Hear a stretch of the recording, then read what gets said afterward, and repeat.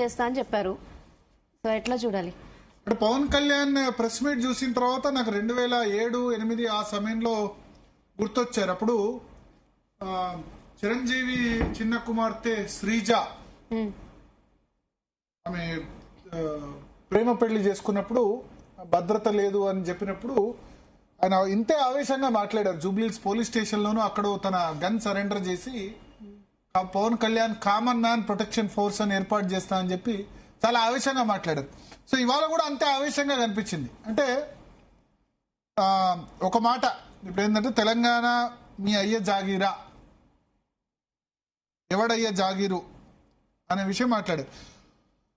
So overall గా నాకు చూస్తే కనుక డెఫినెట్ గా ఒక 3-4 విషయాలు మాట్లాడాలి. పవన్ కళ్యాణ్ ప్రెస్ మీట్ లో మాట్లాడిన వాటిలో నాకు నచ్చనివి నేను చెప్తాను. ఒకటి, తెలంగాణ రాష్ట్ర ఏర్పాటుకు తాను వ్యతిరేకం కాదు, కానీ విభజన జరిగిన విధానానికి వ్యతిరేకం అన్నారు.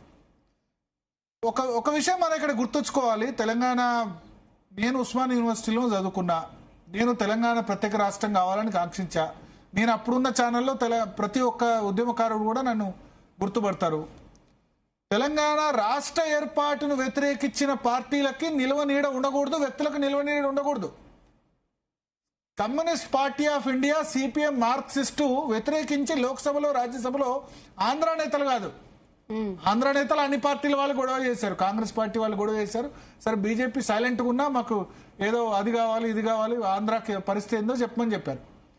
సిపిఎం పార్టీ ఏమైంది, మజ్లిస్ పార్టీ వస్తా అంటే వ్యతిరేకించిన వాళ్ళు ఏమయ్యారు. పవన్ కళ్యాణ్ సభ పెడితే తెలంగాణ వాదానికి భంగం కలిగితే, లేకపోతే తెలంగాణ అస్తిత్వానికి భంగం కలిగితే అంత చిన్న స్థాయిలో ఉన్నామా మనం, అది ఆలోచించాలి. విభజన తీరుకు తాను వ్యతిరేకం అని చెప్పారు. విభజన జరిగిన తీరును సరిగ్గా హ్యాండిల్ చేయలేదు కాంగ్రెస్ పార్టీ. కిరణ్ కుమార్ రెడ్డి వాళ్ళ ముఖ్యమంత్రి కదా, కిరణ్ కుమార్ రెడ్డి వాళ్ళ ముఖ్యమంత్రిగా ఉండి ఆయన తీసేయాల్సి ఉండే, చేయలేదు. ఒక 6 నెలలు 8 నెలలు డ్రామా చేశారు. కరెక్ట్ గా హ్యాండిల్ చేయలేదు విభజన జరిగిన తీరును. ఉత్తరాఖండ్, జార్ఖండ్, ఛత్తీస్గఢ్ 3 రాష్ట్రాలు ఏర్పడినప్పుడు ఇంత హంగామా లేదు. ఇంకొకటి మీరు అన్నారు తలుపులు తీసి, ఆయన చెప్పారు కదా తలుపులు, ఇది తప్పు. పవన్ కళ్యాణ్ స్టేట్మెంట్, ఏ బిల్ అయినా తలుపులు మూసే చేస్తారు.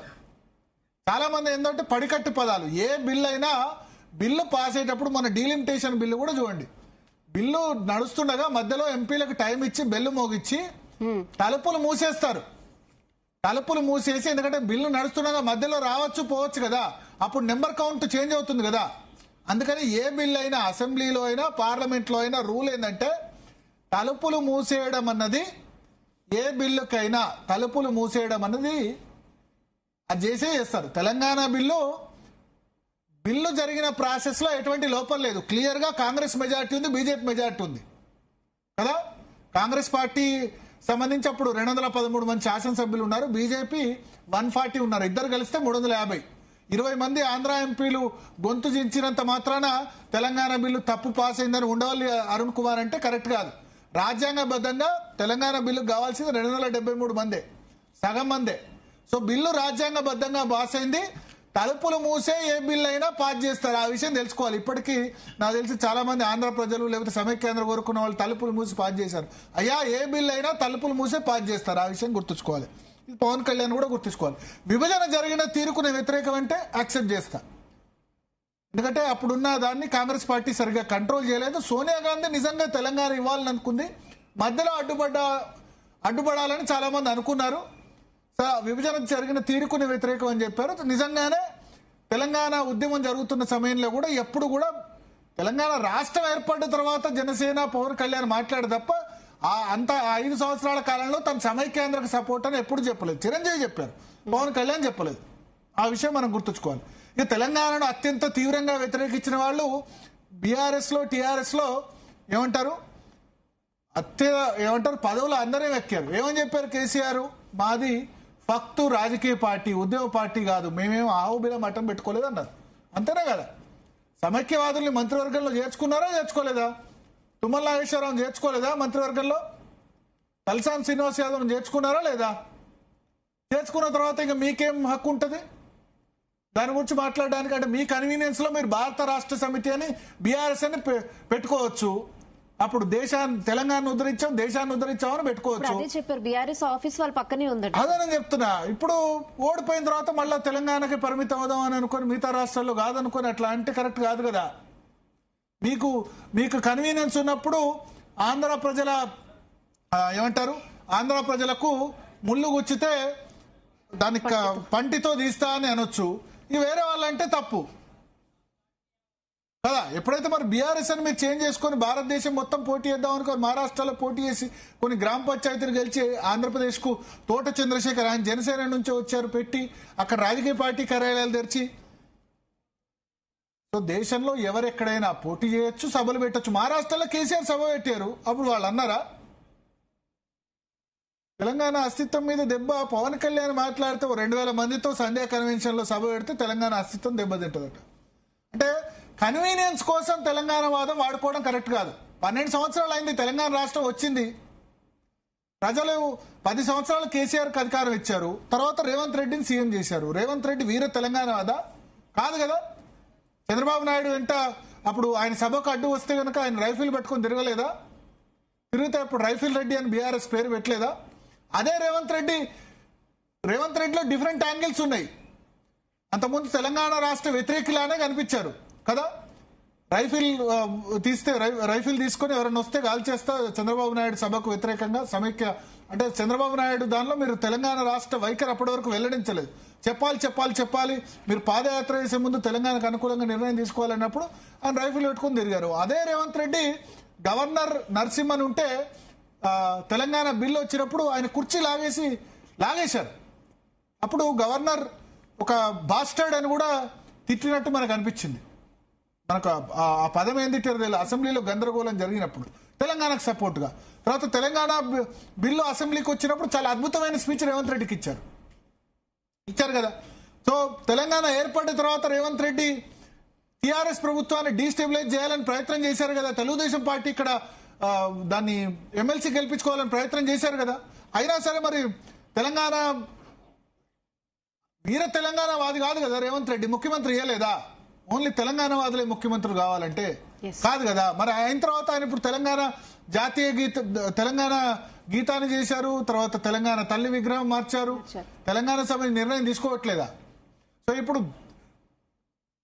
తెలంగాణ వాదం సంబంధించి నేనేమంటా అంటే హైదరాబాద్ చెన్నై ఎట్లా ఉంటుందో, బెంగళూరు ఎట్లా ఉంటుందో అందరినీ రెడ్ కార్పెట్ వేసి వెల్కమ్ అని చెప్పాలా. ముంబై ఢిల్లీలో రెడ్ కార్పెట్ వేసి వెల్కమ్ అనాలి. ముంబై స్టిల్ గుజరాతీ వాళ్ళ చేతిలోనే ఉంది, కానీ ఫైనాన్షియల్ క్యాపిటల్ అంబానీ అదానీ అందరు కూడా గుజరాతీ వాళ్ళు కదా. They are controlling Mumbai. ఎంత బాల్ ఠాకరేలు వచ్చినా ఎవరేం చేయలేకపోయారు. యూపీ బీహార్ సౌత్ ఇండియన్స్ కు వ్యతిరేకంగా చేసినా. ఇప్పుడు తెలంగాణ ఉన్న పరిస్థితిలో ఒక స్టేజ్కు చేరుకుంది. రంగారెడ్డి జిల్లా అత్యధిక జీడిపి ఉంది. ఈ స్టేజ్ లో మనం వచ్చి ఆంధ్ర వద్దు, ఆంధ్ర గోబ్యాక్, ఇవన్నీ ఏంటంటే ఎవరి నిరుద్యోగం కోసం, వాళ్ళ నిరుద్యోగం వదిలించేందుకు కోసం వాళ్ళు మాట్లాడతారు. అది మాట్లాడొద్దని నేను చెప్తున్నా. ఇక పవన్ కళ్యాణ్ అన్న దానిలో నచ్చినవి నచ్చనివి నేను చెప్తాను. ఒకటి, ఆయన ఒక మాట అన్నారు, సూరత్ లో తెలుగు వాళ్ళు లేరా, గుజరాత్ వాళ్ళు వెలగొడితే ఏంటి పరిస్థితి? కరెక్టే. ముంబైలో తెలంగాణ వాళ్ళు ఉన్నారు, వెలగొడితే ఏంటి పరిస్థితి? దుబాయ్లో కువైట్లో మన వాళ్ళం వెలగొడితే పరిస్థితి ఏంది? ఆలోచించాలి. మార్వాడీస్ గో బ్యాక్ అన్నప్పుడు మనం జీ తెలుగు మాట్లాడాం. మార్వాడీస్ గో బ్యాక్ కాదు, కమ్ బ్యాక్ అని చెప్పమన్నా, అంతే కదా. అప్పుడు ఎవ్వరు మాట్లాడలే. ఇవాళ పవన్ కళ్యాణ్ మాట్లాడారు, Marwaris go back, Andhra go back, అందరిని గో బ్యాక్ అంటే, అందరు గో బ్యాక్ అంటే ఓన్లీ మన తెలంగాణ వాళ్ళే ఉందాం, ఇంకా మిగతా వాళ్ళు వద్దా? ఎక్కడి నుంచో వచ్చారు, రాజస్థాన్, బీహార్ యూపీ వాళ్ళు లేకపోతే వాళ్ళ ప్లంబింగ్ పని లేదు, ఫాల్ సీలింగ్ చేసేవాళ్ళు లేరు, ఒడిశా వాళ్ళు లేకపోతే హోటల్లో పనిచేసేవాళ్ళు లేరు. పొట్టకోటి కోసమే అందకు వచ్చేవాళ్ళు. పొట్టకోటి కోసం కాకుండా పొట్ట కొట్టేందుకు వచ్చే వాళ్ళ మీద పడదాం. పవన్ కళ్యాణ్ వచ్చేమన్నా పొట్ట కొట్టారా? ఆయన అన్నట్టు నాకు ఆంధ్రాలోనే దిక్కులేదు, తెలంగాణలోనే ఏమైనా ముఖ్యమంత్రి అవుతానా అన్నారు, అంతే కదా. పవన్ కళ్యాణ్ మీరు గుండె మీద చేసుకోండి, పవన్ కళ్యాణ్ తెలంగాణకు హార్మ్ఫుల్లా? తెలంగాణకు ఎవరు హార్మ్ఫుల్ ఆలోచించాలి. సరే, చంద్రబాబు నాయుడు అన్నారంటే ఒక ఎక్స్టెంట్ వరకు ఉంది. 2015లో ఆయన టీఆర్ఎస్ ప్రభుత్వాన్ని డీస్టెబిలైజ్ చేయాలని చేశారు. చంద్రబాబు నాయుడు సంబంధించిన సామాజిక వర్గం ఇక్కడ వాళ్ళ పెట్టుబడులు ఎక్కువ ఉన్నాయి కాబట్టి ఆయన డీస్టెబిలైజ్ చేసేందుకు ప్రయత్నం చేశారేమో. బట్ కాపులు కానీ పవన్ కళ్యాణ్ కానీ ఇక్కడ ప్రభుత్వాన్ని నిజంగా కేసీఆర్ 10 సంవత్సరాలు ఏమైనా తిట్టారా? పవన్ కళ్యాణ్ ఇప్పుడు రేవంత్ రెడ్డి ఏమైనా తిట్టారా? ఎందుకు పవన్ కళ్యాణ్ ని పెద్దగా హీరో చేయడం, ఎందుకు ఇంత పెద్ద ఇష్యూ చేయడం? అది వచ్చింది కూడా ప్రొఫెసర్ నాగేశ్వర్ ఇష్యూలో. ప్రొఫెసర్ నాగేశ్వర్ గారు నాకు యూనివర్సిటీ ప్రొఫెసర్, చాలా గౌరవం ఉంది. ఆయన మాట్లాడిన దానిలో చాలా సోర్స్ బేస్డ్గా ఆయన మాట్లాడారు. అక్కడ ఏపీ పోలీసులు కేసు పెట్టడానికి వస్తే కేసు పెట్టడాన్ని 100% వ్యతిరేకించాం. కానీ ప్రొఫెసర్ నాగేశ్వర్ తెలంగాణ వ్యక్తి కాబట్టి ఆయన మీద మాట్లాడొద్దంటే, ఆయన తెలంగాణ వ్యక్తి అయితే ఆంధ్ర మీద విశ్లేషణలు ఎందుకు? మరి దేశంలో ఎవరెవరికైనా విశ్లేషణ చేసినప్పుడు కేవలం తెలంగాణ ఆధారంగా నాగేశ్వర్ మీద పోలీస్ కేసు పెట్టలేదు కదా, ఆయన చేసిన విశ్లేషణ ఆధారంగా చేశారు. దాని కన్వీనియన్స్ కోసం మనం తెలంగాణ పేరును వాడుకుంటామంటే కరెక్ట్ కాదు కదా. Professor Nageshwar communist background, CPM background, SFI background. మరి కమ్యూనిస్ట్ పార్టీ సపోర్ట్ చేయలేదు, సిపిఎం వాళ్ళు రాజకీయాలు చేస్తున్నారు ఇంకా కూడా. CPM John Wesley, Tammineni Veerabhadram party పోటీ చేస్తుంది, వాళ్ళని అనే దమ్ము లేదా? ఎంఐఎం అసౌద్దీన్ ఓవైసీ చివరి 6 నెలల వరకు కూడా తెలంగాణ ఏర్పాటు కావద్దు, రాయల్ తెలంగాణ అన్నారు కదా. తెలంగాణ వద్దని వైఎస్ సమయంలో నినదించారు కదా, అనే దమ్ముందా? ఓవైసీ చెరువు కబ్జా చేశాడండి, తలకన్ చెరువును కబ్జా చేసి ఫాతిమా కాలేజ్ కట్టాడు. పవన్ కళ్యాణ్ చెరువు కబ్జా అంటారు, ఫాతిమా కాలేజ్ నడుస్తోంది, హైడ్రా కూడా కబ్జా అని చెప్పింది, కానీ తీసేస్తే అని చెప్తున్నారు. దాని గురించి ఎవరు మాట్లాడట్లేదు, కన్వీనియన్స్ కోసం వాడతారు. ఇప్పుడు పవన్ కళ్యాణ్ చెరువు కబ్జా చేశాడని ఇప్పుడు గుర్తొచ్చింది. ఇష్యూ రైజ్ చేశారు ఆయన, కబ్జా చేస్తే తెలంగాణకి రాసిస్తా అన్నారు డైరెక్ట్ గా. సరే, అంటే కబ్జా అన్నది ఇప్పుడు 12 ఏళ్ల తర్వాత గుర్తుకొచ్చి ఏమేమో నిజంగానే ఒక మాట, గద్దర్ బతుకున్నప్పుడు ఎవరైనా పట్టించుకున్నాడా అండి? కేసీఆర్ అపాయింట్మెంట్ ఇవ్వలే, నా రేవంత్ రెడ్డి పట్టించుకోలే, ఏదో కన్వీనియన్స్ కోసం. 2018లో గద్దర్ మహాకూటమి వెంట తిరగలేదా? టికెట్ ఇచ్చారు ఆయన కొడుక్కి, చనిపోయిన తర్వాత వాళ్ళ కూతురికి టికెట్ ఇచ్చారు, అది కూడా ఓడించి మళ్ళీ 2వ సారి టికెట్ ఇవ్వలేదు. ఎవడన్నా పట్టించుకున్నాడా? ఈ లెఫ్ట్ బ్యాచ్ గద్దర్ని ఎవరైనా పట్టించుకున్నారా బతుకున్నప్పుడు? పవన్ కళ్యాణ్ సినిమాలో అవకాశం ఇచ్చారు కదా, కిన్నెర మొగలేయకు పద్మశ్రీ ఎవరి ద్వారా వచ్చింది? పవన్ కళ్యాణ్ కదా. ఆయన పాటలో అవకాశం ఇవ్వలేదా? కిన్నెర వాయిద్యం మొగలేయకి భీమ్లా నాయక్ సినిమాలో పద్మశ్రీ వచ్చిందంటే పవన్ కళ్యాణ్ కంట్రిబ్యూషన్ లేదా? సో కొన్ని విషయాలు మనం ఒప్పుకోవాలి. అదే సమయంలో నాకు నచ్చలేదు తెలంగాణని పాకిస్తాన్తో పోల్చడం, నాకు నచ్చలేదు. పవన్ కళ్యాణ్ మీరు ఆ word it's not correct, Telangana ఏమన్నా పాకిస్తానా పాలస్తీనా అని వాడడం ఏదైతే ఉందో అది అబ్సల్యూట్లీ నాట్ కరెక్ట్. మీరు అట్లా మాట్లాడి ఉండాల్సింది కాదు. పాకిస్తానా లేదా పాలస్తీనా అని చెప్పి మీరు ఏదైతే మాట్లాడారో ఆ వర్డ్స్తో నేను పూర్తిగా డిసగ్రీ అవుతున్నా. That is not at all correct. Telangana మీద పాకిస్తాన్ అనే పదం ప్రయోగించడం కాదు. సేమ్ రాజశేఖర రెడ్డి టెర్మినాలజీ మాట్లాడారు, ఇక్కడ రావాలంటే పాస్పోర్ట్ తీసుకొని రావాలా, వీసాలు తీసుకొని రావాలని. మీరు మంగళగిరిలో కాకుండా ఎక్కువ హైదరాబాద్లోనే నివాసం ఉంటున్నారు. ఏ రోజైనా పాస్పోర్ట్ వీసా తీసుకొని వచ్చారా? రాలేదు కదా. సో ఎందుకనాలి? ఇప్పుడు ఉద్రిక్తత ఏదో టెంపరీగా ఉద్రిక్తత వచ్చింది, కానీ ఉద్యమం పీక్లో ఉన్న సమయంలో మీరు 11 రోజులు నేను నిద్రపోలేదు అన్న సమయంలో కూడా ఏ రోజు అడ్డుకోలేదే. సో అది దానికి పాకిస్తాన్ పోలిక అన్నది ఏమాత్రం కరెక్ట్ కాదు. ఇక గద్దర్ వెన్నులో బుల్లెట్ దిగినప్పుడు మీరేమయ్యారు, గద్దర్ బతుకున్నప్పుడు ఏమయ్యారు, కరెక్టే. నిజానికి ఇన్ని సంవత్సరాలు చెప్పలేదు పవన్ కళ్యాణ్, కారు తాను కొనిచ్చానని చెప్పలేదు. ఇప్పుడు కొనిచ్చిన దాన్ని కూడా తిడతారేమో, కారు కొనిచ్చి చెప్పడం ఏందని. కానీ ఎన్ని సంవత్సరాల తర్వాత చెప్పారు? ఇప్పుడు చెప్పారు, ఎన్ని సంవత్సరాల తర్వాత, అంతే కదా. సో ఇంకోటి ఆయన మాట్లాడింది, ఆంధ్ర కాంట్రాక్టర్లు ఓకేనా? తెలంగాణను ఒకవేళ తెలంగాణ ఎగ్జిస్టెన్స్ కు ఎవరితో ప్రాబ్లం అంటే ఆంధ్ర కాంట్రాక్టర్లతో ప్రాబ్లం. ఏం కాంట్రాక్టులకు తెలంగాణ వాళ్ళు లేరా? మళ్ళా పోయి అందరూ ఆంధ్ర కాంట్రాక్ట్ కంపెనీలకే ఇస్తారు కదా. తెలంగాణ కాంట్రాక్టర్లకు బిల్స్ కూడా రిలీజ్ చేయట్లేదు. మనమే పైకి తేవాలి మరి తెలంగాణ కాంట్రాక్టర్లు.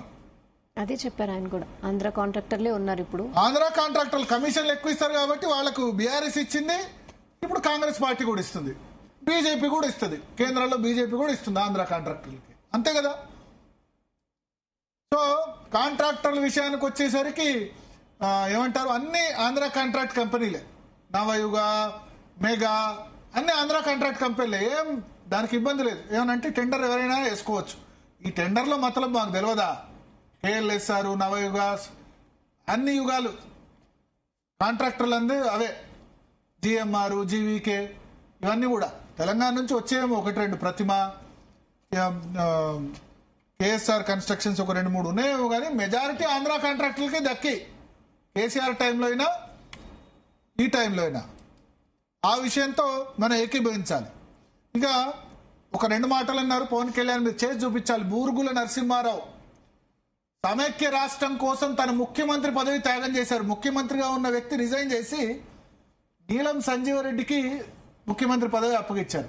ఆంధ్రాకు వేరే ముఖ్యమంత్రి ఉండే, తెలంగాణకు వేరే ముఖ్యమంత్రి, హైదరాబాద్ స్టేట్ కు వేరే ముఖ్యమంత్రి ఉండే. హైదరాబాద్ స్టేట్ ముఖ్యమంత్రి పదవి రాజీనామా చేసిన ఏకైక వ్యక్తి మహబూబ్ నగర్ వాసి బూరుగుల రామకృష్ణారావు పేరు మీద విగ్రహం ఉండాలి ఆంధ్రప్రదేశ్లో. పివి నరసింహారావు విగ్రహం ఉండాలి.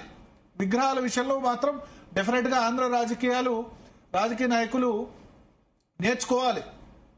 ఎందుకంటే ఇక్కడ ఎన్టీఆర్ విగ్రహాలు మిగతా పెట్టట్టు తెలంగాణ వాళ్ళు దేశవ్యాప్తంగా గెలిచిన వాళ్ళు వైతాళికులు చాలా మంది ఉన్నారు. సి నారాయణ రెడ్డి పెట్టాలి, తెలుగు జాతి మనది, నిండుగా వెలుగు జాతి మనది అన్నాడు. కొమరం భీం విగ్రహం పెట్టాలి అక్కడ కూడా. సో ఇవన్నీ ఉన్నాయి. ఆ విగ్రహం సంబంధించి విజయవాడలో అయినా, వైజాగ్లో అయినా, అక్కడైనా, మిగతా చోట్ల తిరుపతిలో అయినా పెట్టాలి. ఇంకా తెలంగాణకు మీరు డెఫినెట్ గా రావచ్చు. ఇంకొక మాట అన్నారు, తెలంగాణ వచ్చి 12 ఏళ్ళైనా ఇంకా ఆంధ్ర మీద నెట్టేస్తే ఎట్లా? ఇది ఆలోచించుకోవాలి. తెలంగాణలో పుట్టిన వాళ్ళు ఇంకా ఆంధ్ర రాయలసీమ వల్ల బాగుపడలేదంటే పాలకులు మనవాళ్ళు కదా ఉంది. కేసీఆర్ పుట్టింది తెలంగాణలోనే, రేవంత్ రెడ్డి పుట్టింది తెలంగాణ. ఆంధ్ర ఒరిజిన్ వ్యక్తి సీఎం కాలే కదా. ఏం చేస్తున్నారు మనవాళ్ళు? ఇంకా ఆంధ్ర డామినెన్స్ ఉంది అంటే ఈ ముఖ్యమంత్రులు తప్ప, ఈ వ్యవస్థ తప్ప? ఇంకా 2 పార్టీలు నేను క్వశ్చన్ చేస్తాను. ఒకటి, ఈ పవన్ కళ్యాణ్ మాట్లాడింది జాతీయవాదం. ఆయన అన్నారు ప్రాంతీయవాదం ఉండాలి, ప్రాంతీయ ఆకాంక్షలు ఉండాలి, అట్లాగే జాతీయ ఆకాంక్ష ఉన్నదన్నారు. ఎవరి బాధ్యత ఈ జాతీయవాదం చెప్పే బాధ్యత? ఏ పార్టీ బాధ్యత? భారతీయ జనతా పార్టీ బాధ్యత జాతీయవాదం. వీళ్ళు ఒకళ్ళ మీద ఒకళ్ళు పోస్టర్లు వేసుకోవడం, ఒకడినొకడు తిట్టుకోవడం, ఒకడికి ఒక నాయకుడి మీద అపనింద పడితే ఇంకో నాయకుడు మంచిగా అయిందని చప్పట్లు కొట్టుకోవడం. వీళ్ళ వల్ల తెలంగాణలో భారతీయ జనతా పార్టీ జీవితంలో అధికారులు రాదు. ఇట్లా ఉంటే ఎక్కడ పడుకున్నారు భారతీయ జనతా పార్టీ తెలంగాణ నాయకులు? భారతీయ జనతా పార్టీ ఆంధ్ర నాయకులు ఎక్కడ పడుకున్నారు? అమిత్ షా మీటింగ్ గురించి కదా. ఒక్క బీజేపీ నాయకుడు సోము వీర్రాజు తప్ప ఆంధ్రప్రదేశ్ లో ఖండించాల. తెలంగాణలో పవన్ కళ్యాణ్ సభ పర్మిషన్ ఇవ్వకపోతే ఒక్క బీజేపీ నాయకుడు స్పందించలేదు. ఎక్కడ పడుకున్నారయ్యా బీజేపీ నేతలు? జాతీయవాదం మీరు కదా మాట్లాడాల్సింది. జాతీయవాదం మాట్లాడాల్సింది బీజేపీ నేతలు కదా. పవన్ కళ్యాణ్ రీజనల్ పార్టీ, ప్రాంతీయ పార్టీలో ఒక 21 సీట్లు మాత్రమే, ఆయన 21 సీట్స్ మాత్రమే పోటీ చేసిన వ్యక్తి. కేవలం 21 సీట్లు మాత్రమే పోటీ చేసిన వ్యక్తి వచ్చి జాతీయవాదం మాట్లాడుతున్నాడు. మీరు కదా బీజేపీ నేతలారా మాట్లాడాల్సింది జాతీయవాదం. మీ పార్టీ జాతీయ పార్టీ కదా. నాకు అర్థం కావట్లే. ఒకళ్ళొకళ్ళు తిట్టుకోవడంలో బిజీ అయిపోయినారు తెలంగాణ బీజేపీ నేతలు. వీళ్ళు ఇట్లే ఉంటే ఆ కార్యకర్తలు పాపం జాతీయవాద భావజాలను నింపుకున్న కార్యకర్తలు అట్లే ఉంటారు. ఈ నాయకులు ఎమ్మెల్యేలు ఎంపీలు అవుతారు, లేకపోతే అలా అవుతారు. కింది స్థాయి కార్యకర్త ఎవడు బాగుపడు. ఒకళ్ళనొకళ్ళు తిట్టుకోవడం, ఒకళ్ళ మీద ఒకళ్ళు పోస్టర్లు వేసుకోవడం, లేకపోతే ఒకళ్ళ మీద ఒకళ్ళు నిందలు వేసుకోవడం. మీరు కదా జాతీయవాదం వినిపించాల్సింది. అందుకని మిమ్మల్ని వదిలేసిందేమో ఇక జాతీయ పార్టీ. అమిత్ షా, నరేంద్ర మోడీ లేకపోతే ఇక్కడ సభ పెట్టనివ్వకపోతే ఒక్క నాయకుడు కూడా ఖండించలే. భారతీయ జనతా పార్టీ నాయకుడు హైదరాబాద్ లో పెట్టకపోతే వద్దా? మీకు సీమాంధ్ర ఓట్లు వద్దా? ఇప్పుడు మళ్ళా లాస్ట్ 2-3 days గా కొద్దిమంది సీమాంధ్ర ప్రజలు హట్ అవుతున్నారు. ఎప్పుడు ఇంకా తెలంగాణ ఆంధ్ర ఇష్యూ రావద్దు కదా. బతుకమ్మను కూడా సీమాంధ్ర నుంచి వచ్చిన వాళ్ళు, లేకపోతే ఆంధ్ర ప్రాంతం నుంచి వచ్చిన వాళ్ళు స్వాగతించి వాళ్ళ కల్చర్ లో ప్రతి అపార్ట్మెంట్ లో బతుకమ్మ ఆడుతున్నారు. ఈ సిచ్యువేషన్ రావద్దు. ఆంధ్ర బీజేపీ నేతలు, ఆయన పవన్ కళ్యాణ్ కూడా మరి ఆంధ్ర ఎన్డీఏలో ఉంది కదా, ఒక్కళ్ళు కూడా మాట్లాడట్లే. సో ఒక్కొక్కళ్ళు తెలంగాణ బీజేపీ నేతలు ఆత్మశోధన చేసుకోవాలి. నేషనలిజం, జాతీయవాదం గురించి మాట్లాడాల్సింది. ఆయన చెప్పారు క్లియర్ గా, కేంద్ర ప్రభుత్వం కూడా దీనిపై దృష్టి పెట్టాలి, జాతీయ సమగ్రతను కాపాడాలని చెప్పారు ఆయన. వీళ్ళకి ఏంటంటే వీళ్ళంతా రూరల్ ఏరియాస్ లో మాకేమైనా ఓట్లు పోతాయేమో అని ఆలోచిస్తున్నారు. ప్రజలు ఏమన్నా తేడా ఉంటే, ప్రజలు ప్రాంతీయవాదంతో ఉంటే, ఎందుకంటే సుష్మా స్వరాజ్ చిన్నమ్మ సపోర్ట్ లేని తెలంగాణ బిల్ పాస్ కాలేదు. భారత రాజ్యాంగంలో ప్రత్యేక రాష్ట్రం అనేది ఒక భాగం.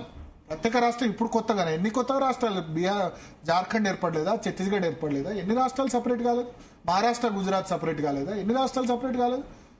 అంతర్భాగం కాబట్టి రాష్ట్రం అడిగాం. రాష్ట్రం వచ్చిన తర్వాత మార్వాడి గో బ్యాక్ అంటే ఒక్క బీజేపీ నేత మాట్లాడలే. ఎందుకంటే మార్వాడి షావుకారులు అంటే ఇక్కడ మా ఏమంటారు మార్వాడి వాళ్లకు సపోర్ట్గా చేస్తే మాకు ఇక్కడున్న వ్యాపారుల దగ్గర ఎక్కడ సపోర్ట్ పోతుందని. కానీ జాతీయవాదాన్ని ప్రాపగేట్ చేయాల్సింది బీజేపీ నేతలు కదా.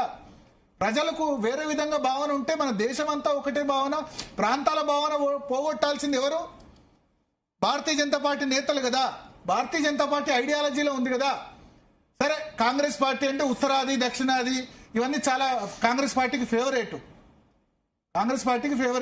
ఉత్తరాది దక్షిణాది.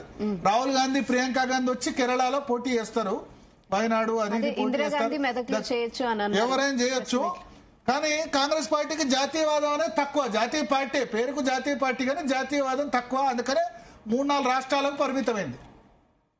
అమిత్ షా వచ్చి వెస్ట్ బెంగాల్లో మీరు బెంగాలీస్, మీరు గుజరాతీలు వచ్చి మా బెంగాలీలను చేస్తారా అంటే మమతా బెనర్జీనే సరైన జవాబు చెప్పారు అక్కడ ప్రజలు. అంతే కదా. ఈ గుజరాతీ మార్వాడి ఏంది, బీహారీలు ఉత్తరప్రదేశ్ వాళ్ళు లేకపోతే హైదరాబాద్ లో మనం ఊహించగలమా? ఏమంటారు, కార్పెంటర్ వర్క్ లేదు, ప్లంబింగ్ వర్క్ లేదు, ఫాల్ సీలింగ్ వర్క్ లేదు, ఒడిశా వాళ్ళు లేకపోతే కుకింగ్ వర్క్ లేదు. కానీ ఆంధ్ర రాయలసీమ ప్రజల మీద ఎందుకు కొంత ఈ భావన ఉందో కూడా అర్థం చేసుకోవాలి. ఎందుకు ఈ భావన ఉందంటే ఇక్కడ కొద్దిమంది పెట్టుబడిదారులు వచ్చి తెలంగాణ వాళ్ళని చులకనగా కూడా చూసిన సందర్భం ఉంది. అంతా ఫేస్ చేశాం నేను పర్సనల్ గా. కానీ లాస్ట్ 11-12 సంవత్సరాల్లో తెలంగాణ రాష్ట్రం వచ్చిన తర్వాత తెలంగాణ అథారిటేటివ్ అయిపోయింది. నువ్వు తెలంగాణ డిస్క్రిమినేషన్ చేసిన సందర్భం ఉంది. ఉద్యోగాలు, నీళ్లు, నిధులు, నియామకాల విషయంలో నష్టం జరిగింది. తెలంగాణకి నీళ్ల విషయంలో నష్టం జరిగింది. దాన్ని రెక్టిఫై చేసుకోవాల్సిన అవసరం ఉంది. గోదావరి మీద ఒక్క ప్రాజెక్ట్ కూడా కట్టలేదు. కృష్ణా మీద పాలమూరులో కూడా ప్రాజెక్టులు కట్టలేదు. పాలకులు అన్యాయం చేశారు. ఈ విషయాన్ని ఆంధ్ర రాయలసీమ ప్రజలు కూడా గుర్తించాలి. ఎందుకు ఆంధ్ర మీద కోపం వచ్చింది, తెలంగాణ రాష్ట్రం ప్రత్యేక ఏర్పడే పరిస్థితి ఎందుకు వచ్చిందన్న చూడాలి. భూ కబ్జాలు ఎందుకు జరిగాయి, ఎస్పెషల్లీ 83-85 తర్వాత, ఇవన్నీ కూడా గ్రహించాలి. సో ఓవరాల్ గా ఒకటి, పవన్ కళ్యాణ్ మాట్లాడిన ప్రెస్ మీట్ లో చాలా వరకు నాకు చాలా భావోద్వేగంతో మాట్లాడారు. రెండవది, బీఆర్ఎస్ పార్టీకి చెప్తున్నా, బీఆర్ఎస్ పార్టీ ముఖ్యంగా పార్టీ అగ్రనాయకత్వం ఆలోచించుకోవాలి. మీరు తెలంగాణ వాదం తీసుకొస్తే తప్పులేదు. తెలంగాణకి నీళ్లలో నష్టం జరుగుతుందంటే తప్పులేదు. కానీ మీరు ఎవరో ఒకళ్ళిద్దరు రాజకీయ నాయకుల మీద మళ్ళీ మేము తెలంగాణ ఆంధ్ర ప్రజలు అడుగుపెట్టనివ్వమంటే మీతో మొన్న ఎన్నికల్లో నిలిచింది ఆంధ్ర రాయలసీమ ప్రజలు. బీఆర్ఎస్ సోషల్ మీడియా వారియర్స్ చాలా మంది పోస్టులు పెడుతున్నారు.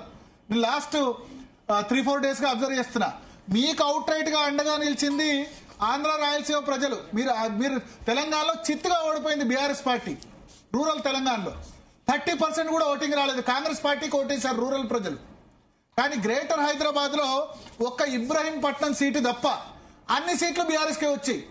Jubilee Hills, Kukatpally, Serilingampally, Qutbullapur, majority settlers ఉన్న ఏరియాలో మంచి మెజారిటీలు 40,000, 50,000. కుత్బుల్లాపూర్ లో 83,000 ఓట్ల మెజారిటీ వచ్చింది. హరీష్ రావు మెజారిటీ కూడా క్రాస్ అయింది. మీకు జిహెచ్ఎంసీ 2016 ఎన్నికల్లో సెటిలర్స్ 99 సీట్లు ఇచ్చారు. 2020 జిహెచ్ఎంసీ ఎన్నికల్లో మీకు 56 సీట్లు వచ్చాయి. అది మెజారిటీ కూకట్పల్లి, షేర్లింగంపల్లి, కుత్బుల్లాపూర్ లో వచ్చాయి. తెలంగాణ వాసులు ఎక్కువ హైదరాబాద్ లో ఉన్న ఎల్బీ నగర్ ఈ ఏరియాలో ఎక్కువ బీజేపీకి వచ్చాయి. 2018 ఎన్నికల్లో మహాకూటమి ఉన్నా సరే మిమ్మల్ని ఆశీర్వదించారు. చంద్రబాబు నాయుడు అటున్నా బీఆర్ఎస్ ఆశీర్వదించారు. 2023 ఎన్నికల్లో కూడా ఆశీర్వదించారు. మీరు ఏదైతే స్టాండ్ తీసుకుంటారో ఒక్కసారి కేటీఆర్ ఆలోచించాలి. మీకు ఆల్రెడీ ఓటు బ్యాంక్ ఉంది. అక్కడ రేవంత్ రెడ్డికి లేదు. హైదరాబాద్ లో జిహెచ్ఎంసీలో రేవంత్ రెడ్డికి ఓటు బ్యాంక్ లేదు, కాంగ్రెస్ పార్టీకి ఓటు బ్యాంక్ లేదు. వాళ్ళకి పోయేది ఏం లేదు. మొన్న జిహెచ్ఎంసీలో జూబ్లీ హిల్స్ ఎన్నికలు మాత్రమే వచ్చింది కొంత ఆంధ్ర ఓటు. బట్ రెండు జిహెచ్ఎంసీలో 2016లో 2 డివిజన్స్, 21లో 2 డివిజన్స్ వచ్చాయి కాంగ్రెస్ పార్టీకి. సెటిలర్స్ కాంగ్రెస్ పార్టీని చీకొట్టారు. సో ఈ పరిణామం ఎవరికి అడ్వాంటేజ్? బీఆర్ఎస్ పార్టీ కూడా ఆలోచించుకోవాలి. మిమ్మల్ని రూరల్ తెలంగాణ రిజెక్ట్ చేస్తే మిమ్మల్ని అక్కున చేర్చుకుంది నార్త్ ఇండియన్స్, ఆంధ్ర రాయలసీమ వాళ్ళు. ఇప్పటికే కేసీఆర్ పాలన అభిమానం అని చాలా మంది చెప్తారు. కేసీఆర్ అంటే మాకు అభిమానం, మాకేం ఇబ్బంది కాలేదు 10 సంవత్సరాలు అనుకుంటారు. కానీ ఈ హేట్ మాంగరింగ్ జరిగితే ఏమవుతుంది? బీఆర్ఎస్ పార్టీకి నష్టం జరుగుతుంది. కేటీఆర్ ను మాకు జగన్ చంద్రబాబు చేయని అభివృద్ధి కేటీఆర్ చాలా అద్భుతంగా ఫ్లేవర్లు కట్టాడని నాతో ఎంతో మంది ఆంధ్ర రాయలసీమ వాసులు అంటారు. సో ఈ వాతావరణం బీఆర్ఎస్ కు మంచిదా చెడా క్యాలిక్యులేషన్ చేసుకోవాలి. రేపు జిహెచ్ఎంసీ ఎన్నిక వస్తుంది. రేవంత్ రెడ్డి పోయేదేం లేదు. ఎన్టీఆర్ విగ్రహం పెట్టినా ఆయన టాక్టిక్స్ ఆయన చేస్తున్నాడు. ఆయనకు ఉన్న ఓటు బ్యాంకే తక్కువ, 19% వచ్చింది మొన్న అసెంబ్లీలో. ఇంత కాంగ్రెస్ వేలో కాంగ్రెస్ కు వచ్చింది 100కు 19%. బీఆర్ఎస్ 43% వచ్చింది, బీజేపీ 22%, ఎంఐఎం మిగతాది ఎంఐఎం ఓల్డ్ సిటీలో వచ్చింది. ఇది ఆలోచించుకోవాలి. సో మాట్లాడదాం. మనతో పాటు అడ్వకేట్ శరత్ గారు, అదేవిధంగా